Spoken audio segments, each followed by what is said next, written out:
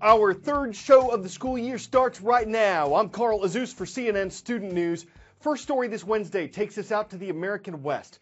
There are almost 100 wildfires burning, directly affecting 10 U.S. states from Washington and California to Colorado and Montana and those in between. Breaking down the numbers, hundreds of homes have been destroyed. More than 1 million acres, think 1 million football fields, have burned. 25,000 firefighters are working to contain these things. And for the first time since 2006, the U.S. military has been called in to help, about 200 active duty personnel. The military is also sending C-130s, large cargo planes, to help douse the flames. Time for the first shout out of the school year. Who famously said, "Never in the field of human conflict was so much owed by so many to so few." If you think you know it, shout it out. Was it Franklin D. Roosevelt, George Washington, Winston Churchill, or Henry VIII? You've got 3 seconds. Go! These were the words of British Prime Minister Winston Churchill speaking to British pilots during the Battle of Britain. That's your answer, and that's your shout out. That battle lasted from July to October 1940.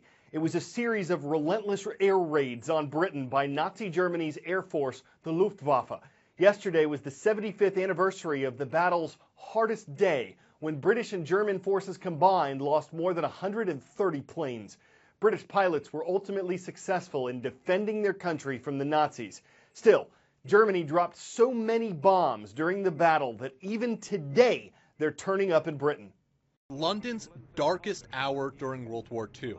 Thousands upon thousands of German bombs raining down on the city. The air war at its long-dreaded peak. 8 months in history simply known as the Blitz. Each dot here represents a strike in London. Pull back and you can see its enormity. But some never exploded, and generations later they are still being unearthed. The latest, a 500-pound bomb found by builders in East London. Authorities quickly evacuated more than 100 residents, some to a nearby school. Residents may be fairly nonchalant about having an unexploded bomb in their neighborhood just a few blocks away, but you have to remember in the 1940s, this death from above instilled absolute terror inside the people of London. Roughly 30,000 Londoners would lose their lives among the rubble. Bomb disposal experts, veterans of the wars in Iraq and Afghanistan, successfully defused and removed the explosive. It's unknown how many bombs from World War II remain entombed under London.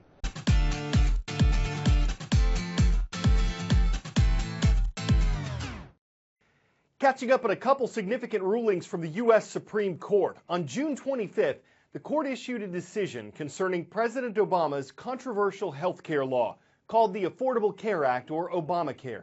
The case focused on the money that the federal government gives to lower-income Americans to help them buy health insurance. The court voted 6-3 to essentially keep certain subsidies and the law in place. On June 27th, a closer 5-4 ruling that same-sex couples could marry nationwide. Before the decision, 13 states had bans on gay marriage. Writing for the majority, Justice Anthony Kennedy said same-sex couples ask for equal dignity in the eyes of the law. The Constitution grants them that right. And President Obama, who supported the decision, said love is love. In dissent, Chief Justice John Roberts wrote the decision had nothing to do with the Constitution. And Justice Antonin Scalia said the decision threatened American democracy. The issue of same-sex marriage in all 50 states is settled. Regardless of what the governors, what the judges, what anyone wants in that state, they will have to start allowing same-sex marriages to take place.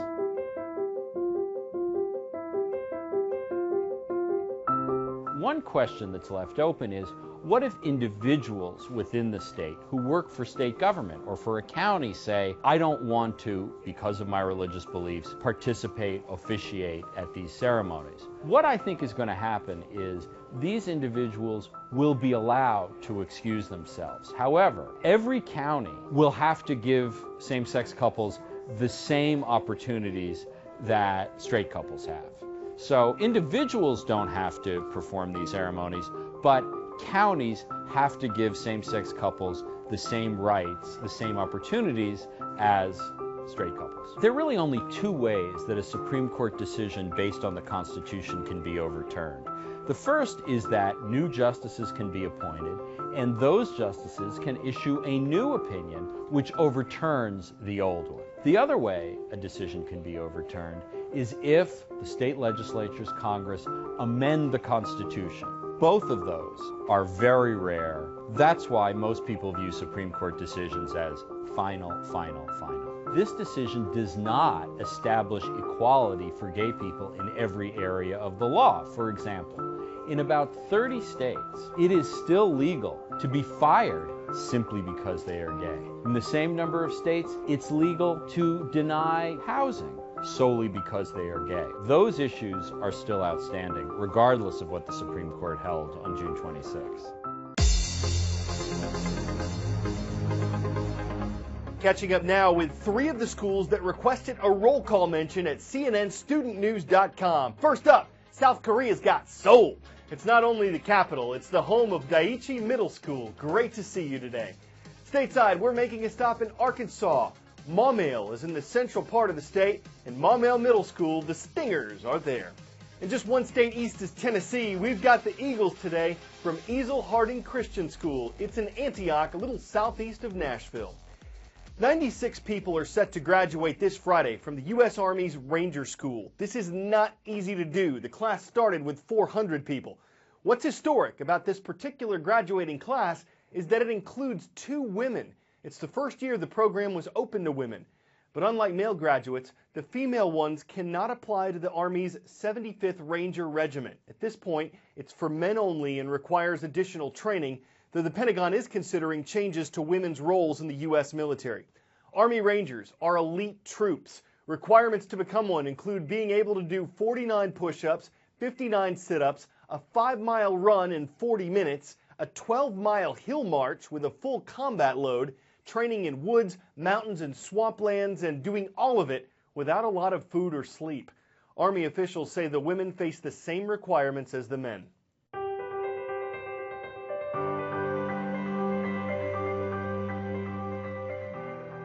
It's not easy to get into Hollywood's film industry. An editor who spent 40 years working in it says you have to have access to a network of people, a network that knows who you are. So he started a nonprofit organization called Inner City Filmmakers to help young people in minority groups learn the industry and connect to the network. In the film industry, there are very few people of color. I think people feel shut out. As an editor for over 40 years, I cut back and forth. Picks up the pace, makes it more exciting. I thought, I'm going to help the people who need the help the most. In improv, you always say yes. Yes to everything. We bring in industry professionals to teach low-income and minority youth how to make films. And action. Hey, what time is this? No, that's for your baby. The training we provide is hands-on. Once a camera is set, you want to shoot everything that you possibly can from that angle. Screenwriting, directing, camera, editing, producing, casting. It's necessary that they learn all these skills. We're looking for a more diverse future for our students in Hollywood, and they're achieving that.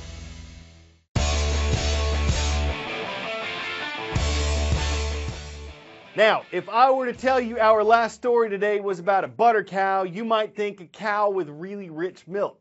No, I mean a real butter cow, or real butter, not a real cow. Don't have a cow. This has been a tradition at the Iowa State Fair since 1911. It's not all butter. It starts with a wood and metal mesh frame, and then hundreds of pounds of dairy are added until a moving sculpture about 8 feet long stands in a giant cooler. Some might cower at the thought of having to butter up a 600-pound bovine bread spread. After all, there's probably not much margarine for error or ruminant for improvement. But as long as we're chewing the cud, we may as well put some butter on it, topping off another flavorful edition of CNN Student News. And if you don't like those puns, we'll just have to churn out some butter ones later on. I'm Carl Lazouse.